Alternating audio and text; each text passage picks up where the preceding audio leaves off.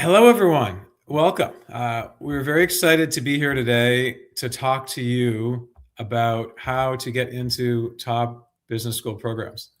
Today, we're going to talk about 6 ways to elevate your MBA profile. And my name is Scott Edinburgh. I'm the founder of Personal MBA Coach. And I'm going to give you a lot of behind the scenes looks into what admissions directors are really looking for, right? Keys to get into schools that you might not have otherwise thought you could get into, and things you can be doing now between now and when you're applying to maximize your profile and improve your chances of getting accepted. And so thank you so much for being here today. And please post any questions to the comment section, and we'd be happy to answer them. Before we get underway, what I'll say is when you think about elevating your MBA profile, right, there are a lot of things to keep in mind. There's the timing of when you're applying. There's what schools are you targeting? Do I come from a differentiated profile or not? What are all the things that I can be doing to make myself stronger? At the end of the day, what we see at Personal MBA Coach is if you are very strong in the work that you're doing, you don't need to be super, super differentiated, right? You just need to be super strong and be a great deliverer of content. So in any case, with no further ado, I'm going to get into the presentation, and I'll start with just giving you a little bit of details about myself and the company so you have a sense for who we are, and then we'll get into the meat of the presentation, 6 ways to elevate your MBA profile. So I'm Scott. I'm the founder of Personal MBA Coach. I went to MIT for undergrad, working for my MBA. I'm running the company for the last 18 years. Spent 6 years in the board of directors for AGAC, Association of International Graduate Admissions Consultants. Very important. We're actually having a conference coming up next week with the heads of admissions for all the top schools. A lot of insight comes from this. We're a family business. I run the company with my sister, Erin, who lives down the road from me. And we have 6 other consultants that are actively taking folks for round one, former admissions directors and MBA graduates from many of the top schools. Feel free to jump on our website if you want to learn more about these folks. A little bit more about us at Personal MBA Coach. Of course, we're an admissions consulting and tutoring firm, and number one in the world last year on Poets and Quants, as well as in 2024, the top boutique consulting firm for the last 4 years. Overall, 96% success rate over 18 years. And it's really important for candidates, over $11 million in scholarships for clients last year. So there's a really big ROI in working with us on the applications. And so 2 more slides about us, and we'll get into the meat of the presentation. So what are some things that separate Personal MBA Coach? Real insider AdCom relationships. I think we have some of these relationships that average consultant around the world might not have. Direct founder support in many orgs. You're paired with a consultant and they work in a silo. Whereas here, I'm involved in a lot of the different aspects. Whether I'm the direct consultant or not, you're going to get some feedback from me. Very detailed essay and interview guides. Again, we're boutique and family owned, so no private equity ownership or anything like that. And really high reviews on a lot of the different sites. And so we really have 2 different things that we do. One is a comprehensive package. We'll go over strategy and story development, all the resume editing, essay editing, interview prep with former MBA interviewers, video essay feedback, rec letter support, waitlist support, all of those things. And then we have tutoring. So if you need to get a higher test score, I have 10 tutors on the team, some of the best tutors in the industry. 2 heads of tutoring have 50 years of experience combined building and running tutoring companies. And we do one-on-one private tutoring. We're about 50, 60% full at this point. So I'll talk more about what we do at the end. But to get into the meat of the presentation, first thing you can do is to make your career work harder for you. So what does that mean? Maybe try to step up at work, okay? Think about what you're good at and what some gaps are. Perhaps you need to get another project that's kind of above and beyond your existing workload, let's say. If you are not doing a lot of analytical work and maybe you want to apply to a school that's good at quant, perhaps you need to do some modeling. You can lead a group, internal office group or something, or maybe mentor a colleague, right? Think about what are things that you can be doing at work that's different from what you're doing now. And I would say the variety of contributions at the office is more important than excelling in one area. I had a client once who's doing this early planning package. We have this guidance and advice for how you can improve your profile between now and when you apply. So if you're applying this year in round one, it's probably not for you. But if you're applying in a later year, we can help you to build nonprofits, get on the board of existing orgs, do a lot of strategic things to make yourself better. So we were thinking about the trade-off. Do we do more within this NGO that we're starting? Or do I try to lead a little bit more at work, right? And get involved and a much more senior level. At the end of the day, I said, you know what? You don't need to get more involved at work because it's the same stuff that you're doing. You just want to do more of it and you want to be the winner. But whether you're number 1, 2, 3 in the office, that's not going to make a huge difference. I'd rather you do more diverse things at the office or more extracurriculars than just be the absolute winner at your job. And that's really important to think about. Next is the extracurriculars, right? So if you are focused on work a lot and you're doing a lot of things at work to do your best, you're focused on studying, you're going to be writing the essays, you might be forgetting about some of these extracurriculars. So think about things outside of the office that fit with your profile. The second bullet is really important. They can't be random. It has to be logical, especially if you're starting something now, let's say a year before you're applying or 6 months before you're applying, and it's totally random. The National Association of Heart Disease. And we're thinking, why did he do that? He doesn't have any history of heart disease. That doesn't really make sense, right? Less is more here, okay? It's more important that the story is going to make sense with your profile and that you've been able to have an impact. I'd rather see one thing that's really, really good than 5 things that you're a member of.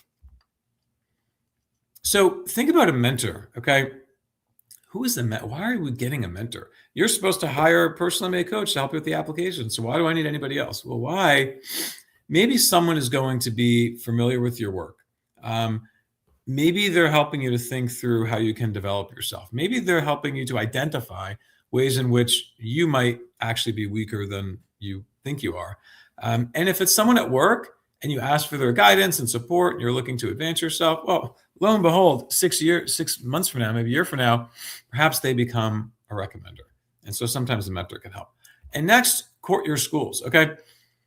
This is not a level playing field. Some schools care a lot about engagement in the sense that, if you're applying to MIT or Columbia and you don't visit and you don't engage with admissions directors and applicants and students and, go to events, you might not, do as well, right? But when you are engaging, right, think about doing it in the right way. This is silly. Don't say anything critical about the school. Well, it's true, right? You have to be very focused on the EQ, IQ aspect of this, okay? Avoid things you're going to find online. Everything is an interview. And so whether it's a formal interview or not, they're all evaluating you and really, really keep that in mind.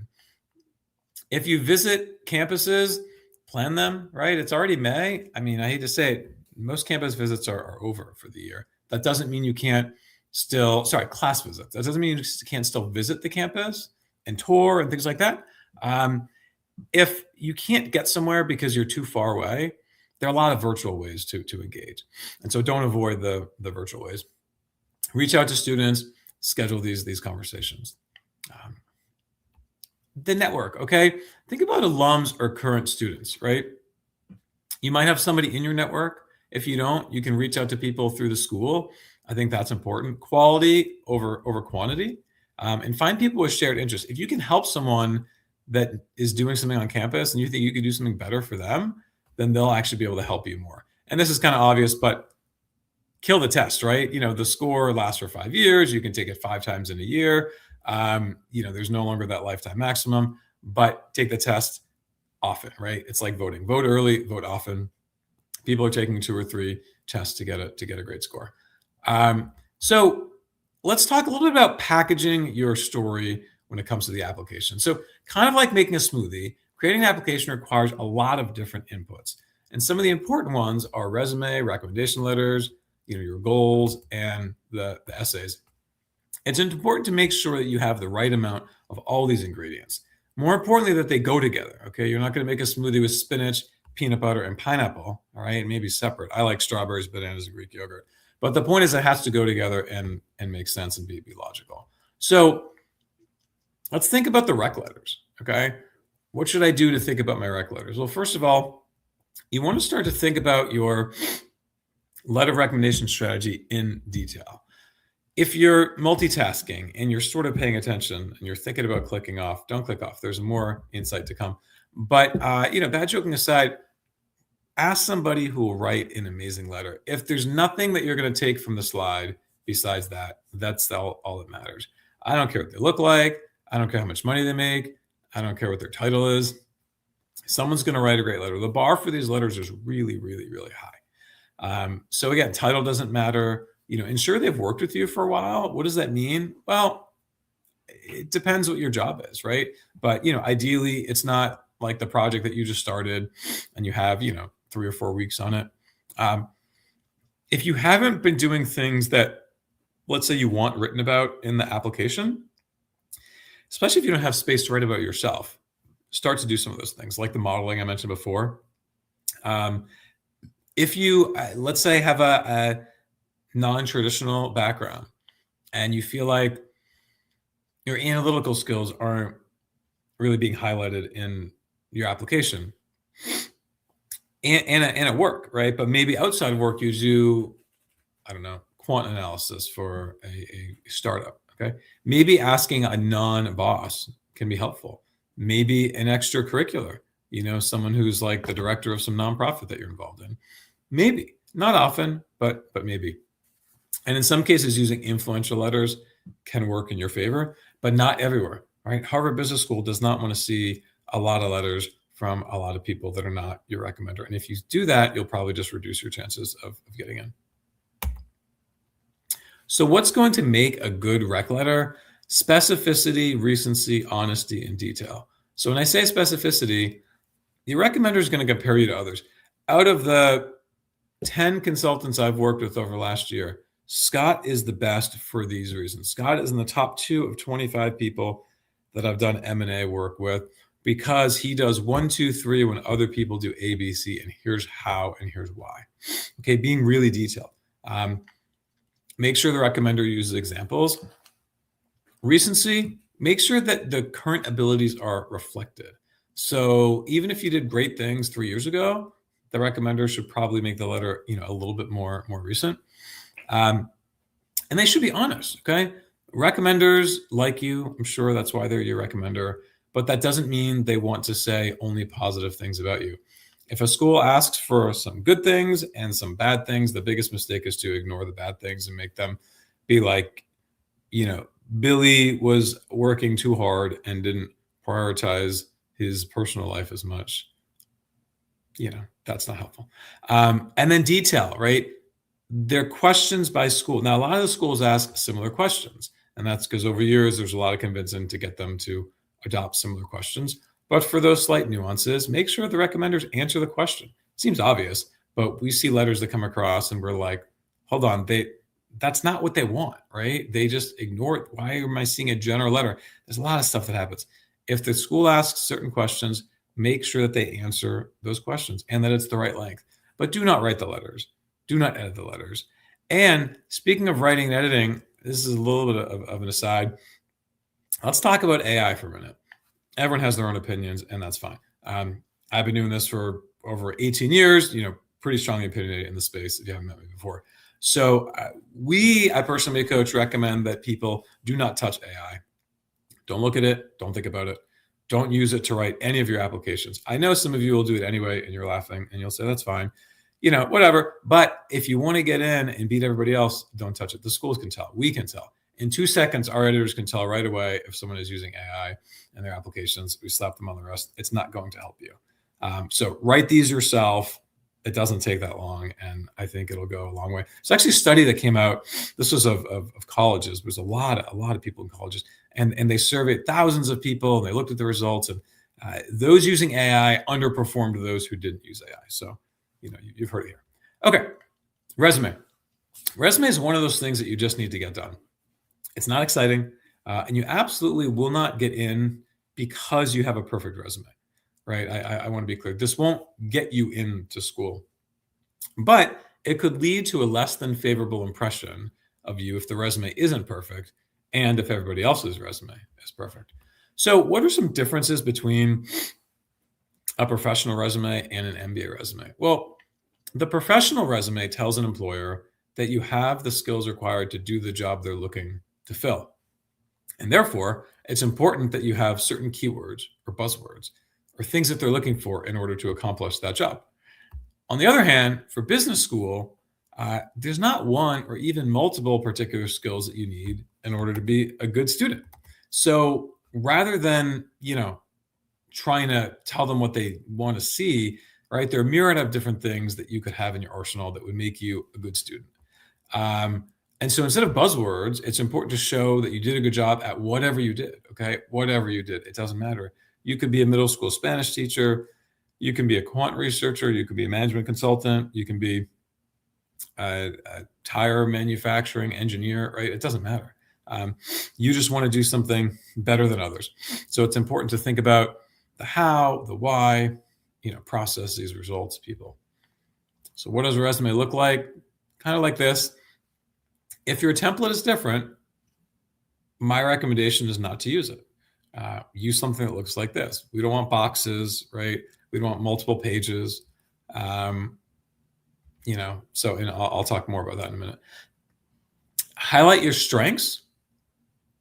Okay, show leadership. Include results. If you can measure them, great. It doesn't mean you absolutely need to measure the results. And sometimes people, go through this process and they're like, wait a second, I didn't accomplish anything. I don't have any numbers. So what do I do, right? If I don't have results, then how can I write a resume that's going to ask for results? Well, try to quantify things as best you can, or even if it's, related to others, let's say. Establish key skills. And again, prove that you did the job better than expected or better than peers. So very few resumes are ready to go, right? And so some other things to think about is that you don't want to throw everything on the resume. This is important. In some countries, we have candidates all around the world, and I'll talk more about what we do and why we're special in a minute. But often we'll see resumes that's like it's every square inch is taken, and there's lines and there's sections, and it's like, whoa, super, super intense, right? I realize at home that's comfortable, but here, frankly, it's not, right? And that's one of the benefits of hiring an admissions consultant that's based here, or within 5 minutes of the heads of admissions from like 2 of the M7 schools, right? Is that we know what's happening here on the ground. And I can say that the resume is one of those things where you just want to have it be easy to read. They're not reading the resume and deciding to hire you. All right, they're not reading the resume and deciding to accept you. They're reading it just to kind of get a sense of things. They have all the other stuff, the essays and all that. And so have white space. Avoid industry jargon. Okay. You don't want bolded words or multiple pages. I know sometimes I see bolded words, but don't have it. Don't bold anything in the resume. They're going to read it. You don't want to call their attention to something. Multiple pages only if you're more than 10 years out of school and you're applying for an executive MBA. So those are both those two things have to be true in order to have a multiple page resume. Otherwise, it's very important to have just a one page resume.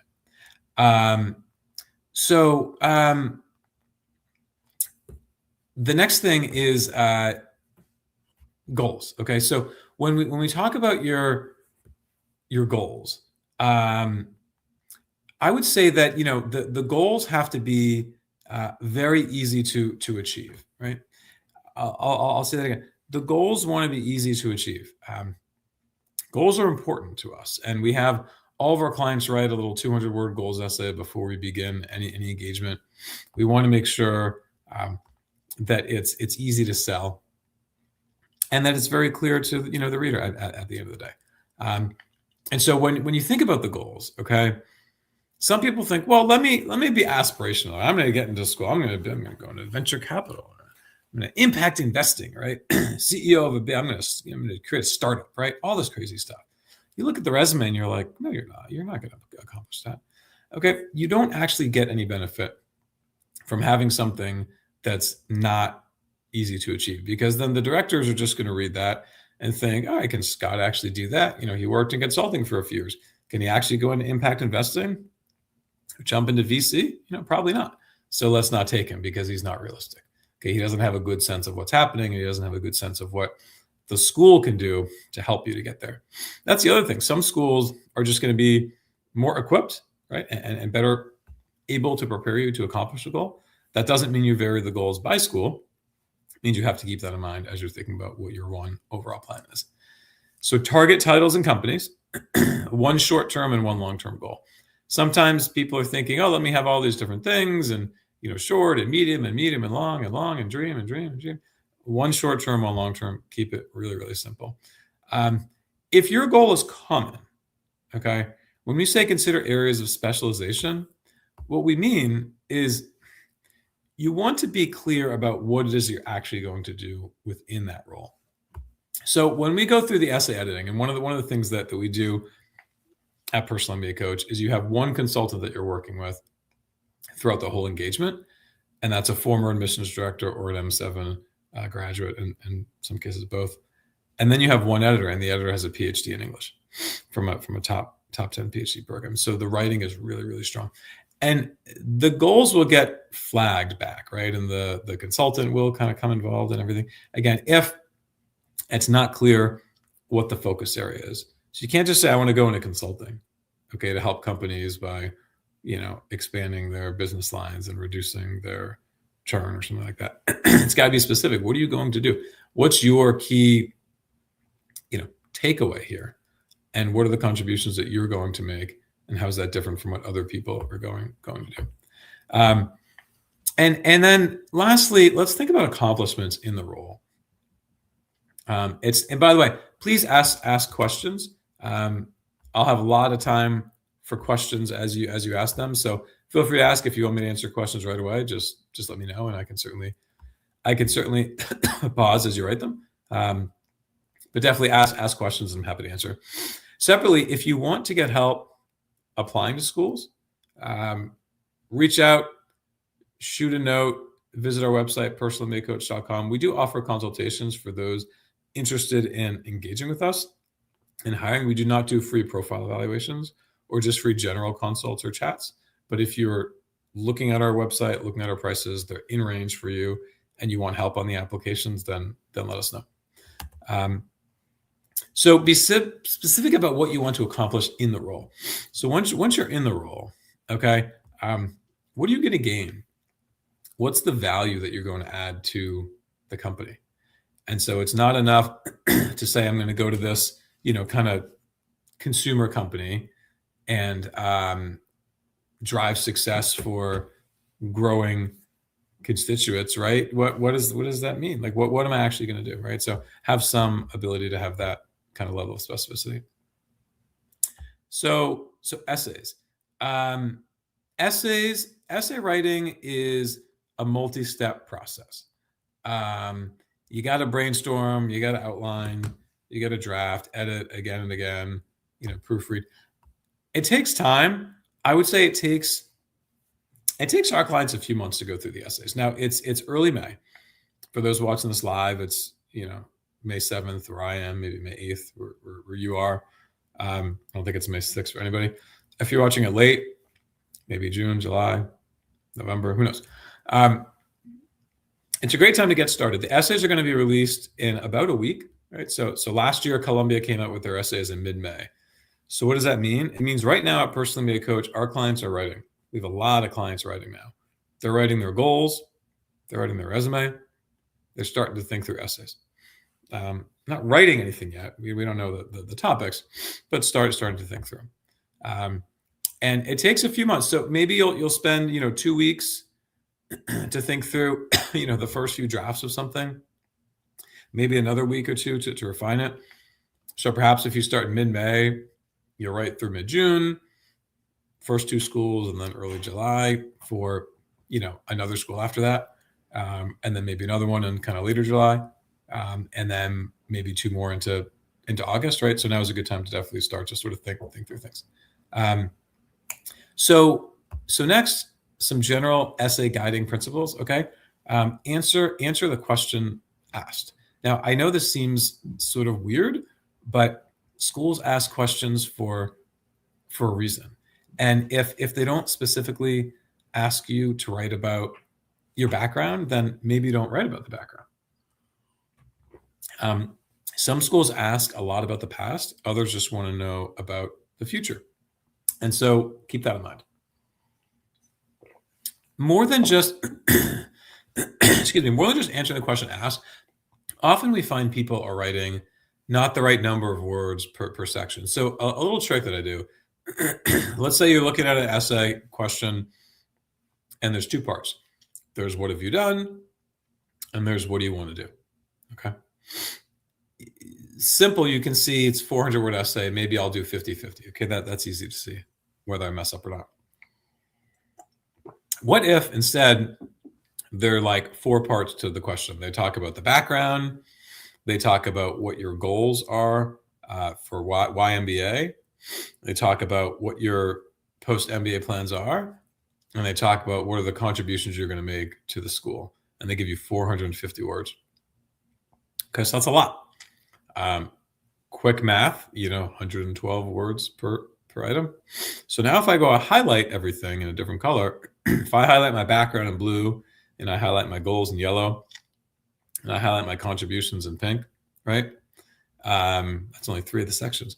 What are the highlights, right? And often if you go and you print out the essay and you actually take a pen and highlight it, you might realize, okay, I messed up. I wrote so much about grandma and my passions because I was so focused on this great story and why the story is going to be there. And I realized that I actually missed out on half the essay, right? So that's important. Ensure that the essays fit with your story. So, what does this mean? Well, it means that you want to have, elements of your story in these essays, and things shouldn't be random, right? Look at natural ways to bring your story into an essay. Now, if a key part of your story is background in student government and you're working on a contribution essay, you want to talk about how you'll bring the skills you developed in student government to a role on campus and what it is that you're going to be doing specifically on campus. Don't repeat yourself, okay? You have very little real estate, and so try to avoid telling the same story twice. I'll say that again. Try to avoid telling the same story twice. You have essays, 1, 2, maybe 3. You've got recommendation letters. You have interview. What else? Short answer questions. Campus visits, right? Not that many things. And so, if you have a recommendation letter, maybe it's their chance to write about something that didn't quite get highlighted in the essay. Let's say your essay doesn't give you a chance to write about, perhaps some of your analytical achievements. Well, maybe that's where the recommender can come into play. So next, keep your language as approachable as possible, right? Admissions directors come from a variety of backgrounds, and you want to make sure that maybe your grandmother or your aunt or even a neighbor will understand the essays. I don't know why the neighbor came last, but it's tempting to think that if you use impressive language, that it makes your application sound better, but it actually takes away, right? Jargon kind of takes away from the essays because you want an essay to be really easy to read. And if it's possible to pick a unique topic, let's do that. Now, there are certain, themes that maybe directors read over and over again, right? And if you're deciding between 2 people and one, has a story that, 20 people are writing about, and the next one is a bit different, right? It's not that you need to be unique. It's that you want to be memorable in this process. So, while there will be a variety of different essay questions that you'll see, many of them will fall into one of these 4 categories. So there's like the goals and the why MBA essay. There's a leadership essay, personal story essay, and a contribution essay. So I'll talk about each of these now. And as I talk about them, I'll sort of leave it on this slide too, which is going to be our last kind of main slide. So when you think about your goals essay, okay, for instance, you might be applying to Columbia and they ask you about, and I intentionally, we did not put essay questions on the slide because it'll confuse you. I know people will be watching this later as well, and the essays are going to be coming out very soon, and you don't want to read an old essay slide. But maybe in a future webinar, we can analyze all the essay questions. So let's say you're applying to Columbia and they ask about your goals, okay? Or Chicago Booth. Booth is interesting because they have a 250-word minimum essay. So they're asking about your goals. You're going to write a little bit about your background, okay, what you've done so far. Then you write your goals. If you're applying with us, your goal statement will have already been done. So that's great. And then you write, why Booth, right? What are the things I'm going to get from the program? What is success going to look like? Maybe a little bit about contributions as well. Very straightforward. The story doesn't really get highlighted here, right? And I think that's important to note, because sometimes people think, oh, my story needs to get highlighted, and I think it's really, really crucial that it's there. But at the end of the day, again, you just want to answer the question asked. Now, let's say there's a contribution essay, okay? Wharton for years asked about how are you going to contribute to the Wharton MBA community? And then they took those words away last year. Why? Think about AI, right? How can you contribute to the community? Well, that's something a computer can come up with, right? I just kind of look at a bunch of different things, and I, paste some general thing that had a bunch of different, clubs and stuff. Now, if I can't use that, and I talk about the value that I'm going to bring, no computer's going to help me to write about the value I'm going to bring, right? It has to be your writing. It has to be from the heart, right? So you and your consultant have to work on that together. And so when you think about the value that you're going to bring to a campus, yes, your contributions can be part of that, but it's a lot more than that. And so in order to sell your ability to contribute to campus, I need to know what you've done so far. Okay, you need to justify these contributions. You need to tell me what you've done, why you've been successful at that, and based on that, why you're going to really be giving back, and how specifically you're going to be giving back to the community. So let's talk a little about what we do at Personal MBA Coach. We'll go to questions, and then we'll go into some more advice at the end. We have a lot of advice that we'll be giving afterwards, kind of off the cuff. So first, if you need tutoring, 10 tutors on the team, all of whom have 99.5 percentile test scores. We're teaching ideas, teacher to student, how you can answer questions more efficiently, effectively, going through drills, practice problems. It works really well. Keeping it under one roof is extremely effective, because I'm involved and guide all the clients through and work with the tutor and the consultant to make sure that everyone gets their score. So that's on the tutoring. It's all virtual, whiteboard sharing software, screen share, video. We'll brainstorm your background, and this isn't everything that we do. I'm just sort of going over it at a high level, but we go over the brainstorming, the background, think about your story, the key highlights that we want to focus on. Of course, we can help you with school selection. Many of you say, I've got my schools. I already know my 6-7 schools I'm going to apply to. Resume editing, we have a resume template and a resume guide, so all the editing that you need. Essay content development, we have essay guides for all the schools. We'll do all the editing of the essays. We'll have a PhD to help with that.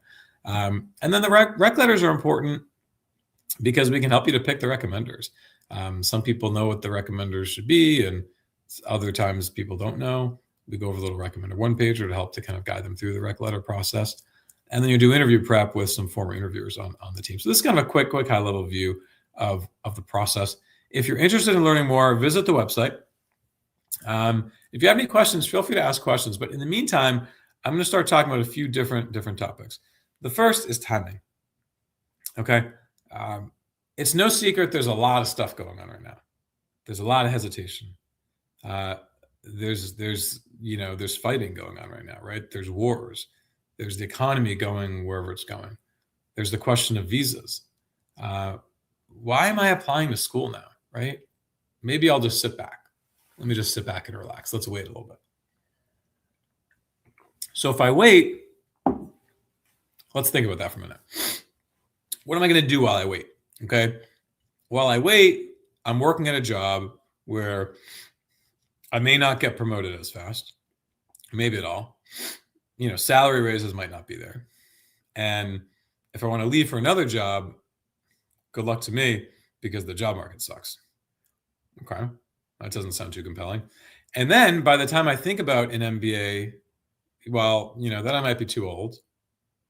And, well, wait a second. If other people have been waiting, hold on a minute. It's a numbers game. So if there's some hesitation, applicant numbers are down, which is today. Okay, fewer people that might compete with me. If I wait until people all come back in the market, well, now I'm older, so I'm not as attractive. I've made the same kind of money for more years. So now my overall life income is lower. because I don't have that post-MBA salary for 1 or 2 more years. And it's harder to get in because more people are now applying. So why am I waiting, right? Just because I'm scared, right? And I say this sort of, tongue in cheek. I realize that these are important, situations, but people are getting visas, people are going, like there aren't actual problems, and I'm here on the ground. And so I can say that if you are sitting there being unsure, I get it. I see that, right? Applicant numbers are down, but they really shouldn't be. And the best time to go to school is during uncertainty, because these things are cyclical, right? Everything is cyclical. And so if you're not sure about the economy, best time to go to school is when the economy is not good, or think it's not as good, or whatever it is now. And then by the time you're out of school, all of a sudden the job market is better. Okay, the worst time to go is as the market's great. And then great, well, let me leave a good job market and go and pay a bunch of money. Well, why would you want to do that? Being in a good job market is good because then you can make money in a good job market. You want to be out of the market when the market's not good, because you're not making money anyway, right? So it's a really good time to be thinking about school now. And those people that are applying now are doing well. I can tell you this was an easy year, like this past year. People did well. All of our clients that applied to at least 4 schools got accepted. Everybody. I don't think it's just because of our work. I think that the year is a little easy. And this next year, so round 1 in the fall is looking to be even easier overall. Now, there's some schools numbers are up, numbers are down. Of course, it's going to vary. But that's my take on it. You want to apply when the time is right for you, and you can always reapply. Now, round 1 versus round 2, that's a question. Okay, so I've convinced you that you should be applying now, and so that's great. So now you'll apply. But what about the rounds? Okay, what about round 1 versus round 2? Well, round 1, they haven't taken anybody. So I get the question all the time, is round 1 better than round 2? Well, it has to be, because they haven't taken anybody, right? There's no logical way to say round 2 is better. I've never heard of round 2 being better. Now, in some cases, it's not that different. In some cases, it can be as much as twice as hard to get. And I can't go into details about which school or anything. But, it's very important to think about the rounds. So round 1 better than round 2. Okay. But is round 2 still okay? Yes, it is, right? So you can still get in round 2. At this point, it's worth getting started trying for round 1. If it doesn't work out, then you could do round 2. And of course, there's round 3, round 4, et cetera, depending on the school. Now, how many schools to apply to, right? That's another question. Okay, so I want to do this, but I've been told, let's focus. I want to submit 3 good applications rather than 7 not good applications. Okay, maybe. Let's play it out a minute. Do you want scholarships? Do you want to get accepted, right? If you think about it, let's say I'm going to apply to X schools. I'll get interviewed by some fraction of X, right? You might not get 100% of the interviews. Maybe you'll get accepted by some fraction of that. You might not get accepted at every school you apply to, because that just doesn't happen for most people. And then scholarships. Well, I want to get a huge scholarship. Well, I might get a huge scholarship from some of the schools I apply to, but maybe I won't get a huge scholarship from every school. So now I've got 3 levels of fractions down from X. Well, if I'm starting with 3 or 4 of my X, forget about it. Don't even bother trying, right? You need to have a lot of options. And that's our strategy at Personal MBA Coach, is to have a lot of options and to be able to negotiate for scholarships and get a lot of great. That's why we got over 11 million in scholarships, and we're, a boutique firm, right? Top boutique firm, right? So we're not huge. And so I think that having a lot of options is good. Usually 6 or 7 schools is what we see people apply to. If you've got a weakness, okay, maybe it's 8 or maybe it's 9. Now you've got MBA, you've got part-time MBA, you've got full-time MBA, you've got 1-year MBA, you've executive MBA, you have 1-year full-time executive MBA, you have January term at Columbia, that's 1.5 years. So many different types of programs. We do them all. We do a lot of dual degree programs as well, and specialized master's programs. We do a ton of specialized master's work. So if you're not sure what to do or when or what types of things, definitely reach out and we can connect. Sometimes you're in the middle. Okay, you might be sitting here tonight this morning thinking, I've got 10 years of experience, or 11 years, or even worse, 12 years. What do I do? I want the full-time MBA. People are telling me to go executive. Well, that's why Sloan Fellows came out and MSX, and London Business School has one. But which kind do I apply to? I need to decide, and it's stressful. Well, you don't need to decide. You can apply to multiple different kinds, right? You can apply to some 2-year programs, some 1-year programs, some part-time executives, some full-time executive, and let the jury decide for you what makes the most sense. If you are older and you're making more money and you don't want to leave work as much, then maybe an executive makes more sense. If you want to make a career pivot, then something full-time makes more sense. And then from a location standpoint, think about where you want to be. And do you want to be studying in a place that's near where you want to be living? Are you mobile? How much does that factor into all this? And then the feel of the school, I would say, is important. Some people care about feel, some people don't care about feel. But think about the culture, think about where you want to go. And then from a recruiting standpoint, I think it's really important to think about companies. Excuse me. Often people say, let me go to Kellogg because they get a lot of consulting jobs. Or I want to go into investment banking, so I'm just going to apply to Wharton, Booth, and Columbia. Well, you might be surprised to hear that, Dartmouth Tuck and UCLA Anderson actually place really well in banking and have much less competition, right? So not to say that one school is good and the other school is not good for a particular industry, but it's more than just the numbers, right? You've got the numerator, you've got the denominator. How many people are actually applying for these roles? And then how many people per school are getting in? I think it's important to really dive into these things in a little bit more detail, besides just what school is good for X or what school is good for Y. So a couple other topics we'll talk about before we kind of wrap up today. Recommenders and job risk. Okay. Sometimes people are really nervous to ask the recommender because they think they might get fired.